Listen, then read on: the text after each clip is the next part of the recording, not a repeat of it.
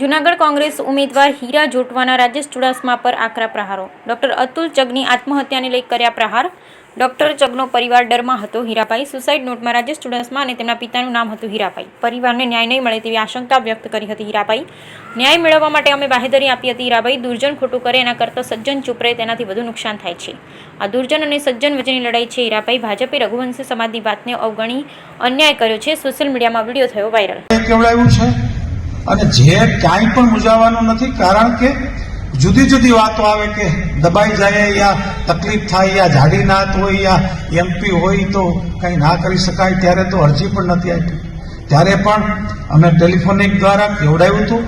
હું ત્યાં શ્રદ્ધાંજલિના કાર્યક્રમમાં પણ આવ્યો હતો. તે દિવસે આશ્વાસન આપ્યું હતું. આજે જાહેરમાં ફરી વખત દોહરાવું છું કે અન્યાય માટે જ્યાં પણ જેવી જરૂર પડે, જેવી લડાઈ કરવાની જરૂર પડે, એમાં અમે તમારી સાથે છે. અને ભગવાન તમને સહન કરવા કરતા આ ન્યાય મેળવવા માટે ખૂબ શક્તિ આપે અને જે ન્યાય છે એ આપણને મળે.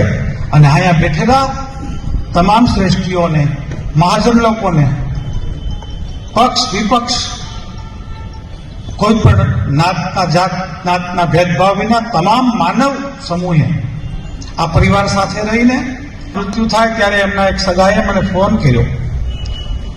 એમની વેદના એ જ હતી એ દિવસે કે હીરાભાઈ, હું કહા મને કે ડોક્ટર સાહેબનું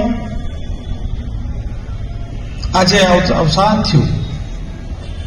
એમાં એક સુસાઇડ નોટ છે. એમાં અહીંના સાંસદ સભ્ય રાજેશભાઈ ચુડાસમા, અમને એમના પિતાશ્રીનું નામ છે.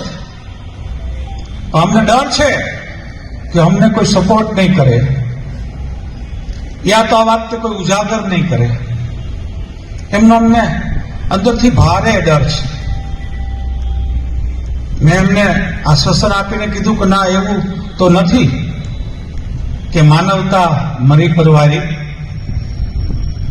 ન્યાય તો ચોક્કસ મળશે અને ન્યાય છે એ હંમેશને માટે લેવો પડે. ન મળતો હોય તો ન્યાય લેવો પડે. અને એ અન્યાય સામે લડવા માટે અમે જોડે છે. ત્યારે કોઈ બહુ સારું કીધું અને સાચું કીધું કે આ દેશમાં અને આપણા વિસ્તારમાં હોય કે દેશમાં હોય, જેટલું દુર્જન લોકોએ નુકસાન કર્યું છે એમના કરતા સજ્જન લોકોની નિષ્ક્રિયતા છે. એમણે